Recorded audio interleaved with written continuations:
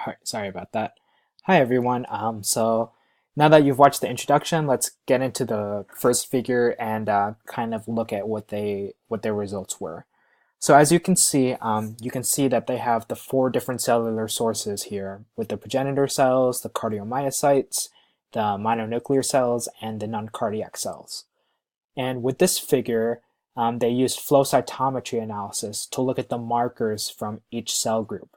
And the reason that they did this is in order to characterize their cells and actually say that, hey, the cells that were here at day 5 of differentiation were actually progenitor cells, or that at day 14 of differentiation, they're actually cardiomyocyte cells.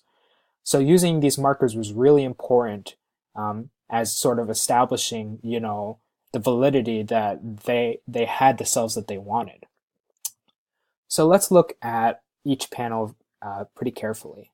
So for the progenitor cells at day 5 of differentiation, they wanted to make sure that they were positive for KDR as well as positive for PDGFR alpha. So as you can see from the flow cytometry results, this held up to be true, and it helped them say, for the rest of their work that any progenitor cells that they wanted to look at were actually progenitor cells. Next up, they wanted to look at the cardiomyocytes. So the cardiomyocytes that they were looking at actually were at day 14 of differentiation. So these ones progressed from the progenitor cells, at least from my understanding of the article.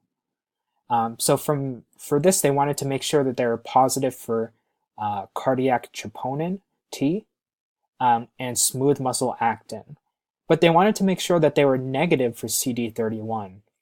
And the reason that they wanted to make sure they were negative for CD31 is that CD31 is actually a marker for endothelial cells.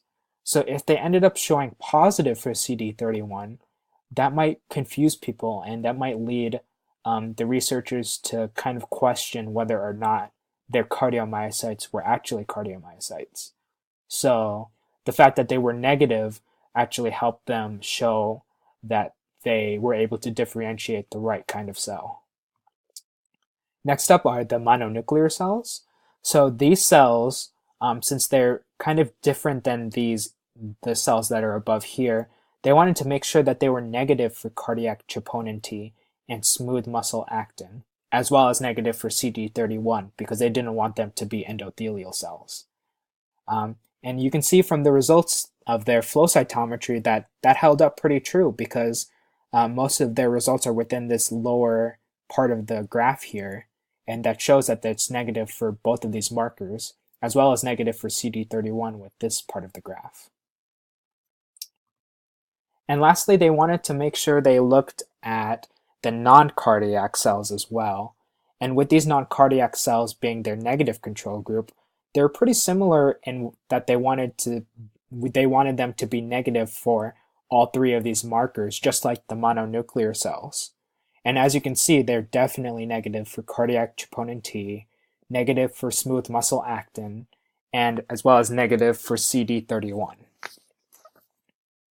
And that's good, because they wanted to make sure that they didn't confuse them and that they didn't have any accidental, progenitor cells in this group, or any accidental, cardiomyocytes even, which is highly unlikely, impossible, but I guess you just never know. So with this part of the figure for 1A, they wanted to make sure that let's see here. They wanted to make sure that they outlined their study design, and with this figure, they did a pretty good job of it. So they performed ischemia reperfusion at day -4 or -4. And the way they did that is they clamped the feeding artery to the heart for an allotted amount of time.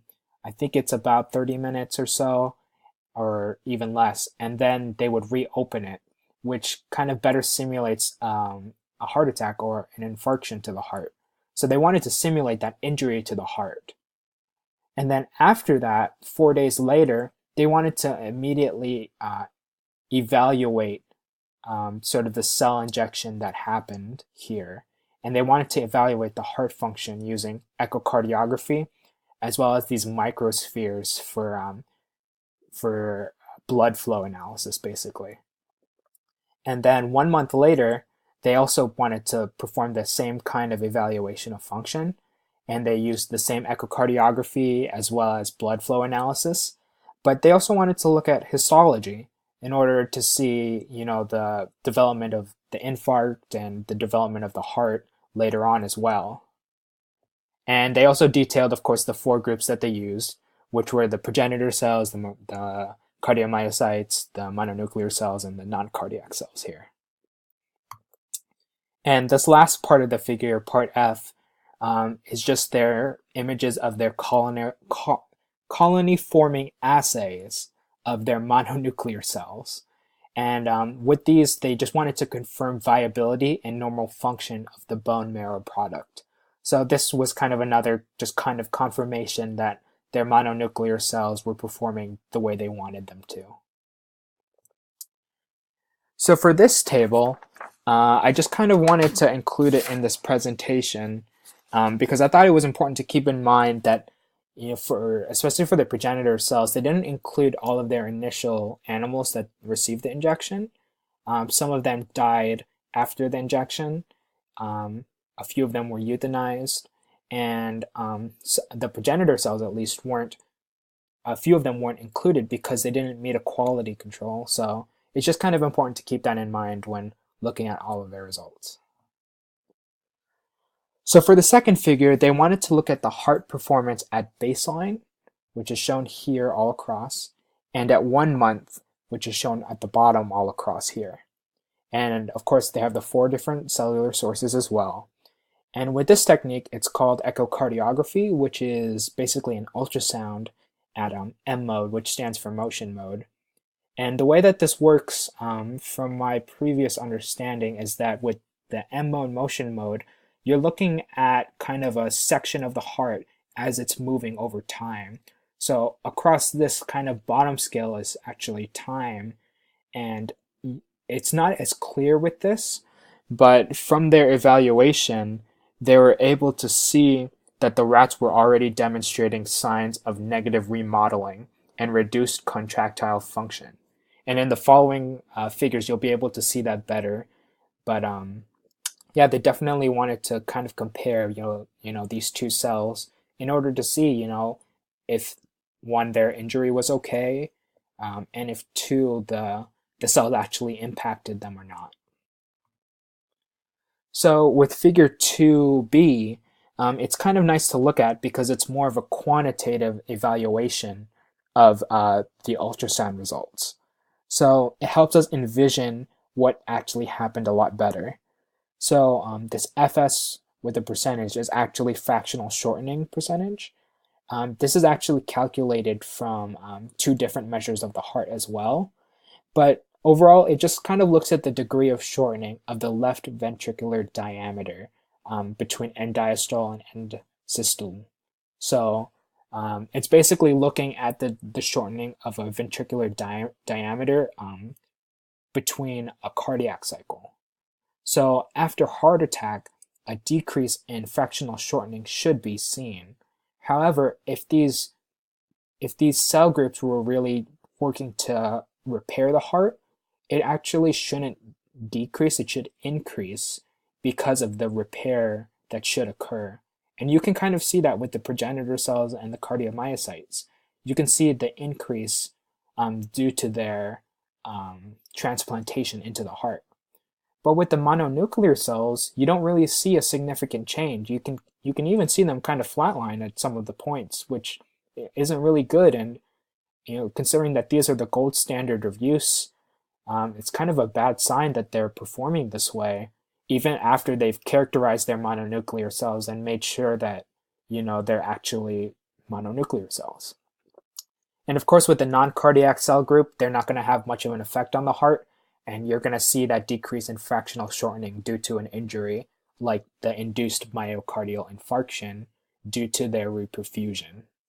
So this is actually kind of what they're supposed to be seeing if the heart is left alone without any treatment. And these 2 groups are kind of like a treatment group. All right, so figure 2c, it's kind of the same kind of evaluation. And this LVEDD and LVESD are actually used to calculate fractional shortening. So in my opinion, this graph is probably still the most important one to keep in mind, but it's nice to have these two to kind of evaluate as well. So LVEDD is left ventricular end diastolic dimension, and LVESD is left ventricular end systolic dimension. So with their analysis, they kind of observed a few significant differences, which are kind of highlighted with their different symbols here. And as you can see, the progenitor group demonstrated a significant increase. The same with the cardiomyocyte group for the LVEDD evaluation. And in the LVESD evaluation, you can see kind of this decrease in LVESD, and you can see the symbol is representing that it's kind of a significant difference, at least for this one, for the cardiomyocytes. And for the fractional shortening, which I think is the most important because it includes the results from these two graphs anyway, you can see that the cardiovascular progenitors and the cardiomyocytes had a significant increase in fractional shortening, which means that it's actually providing some level of treatment, even though you don't understand what the mechanism is behind that treatment. You can kind of see that it's providing some kind of repair to the heart. So they were able to conclude that there's an equal potency for restoration of cardiac structure and function for both the progenitors and the cardiomyocytes. And in this one, we'll touch base on figures 3 and 4 in the next video.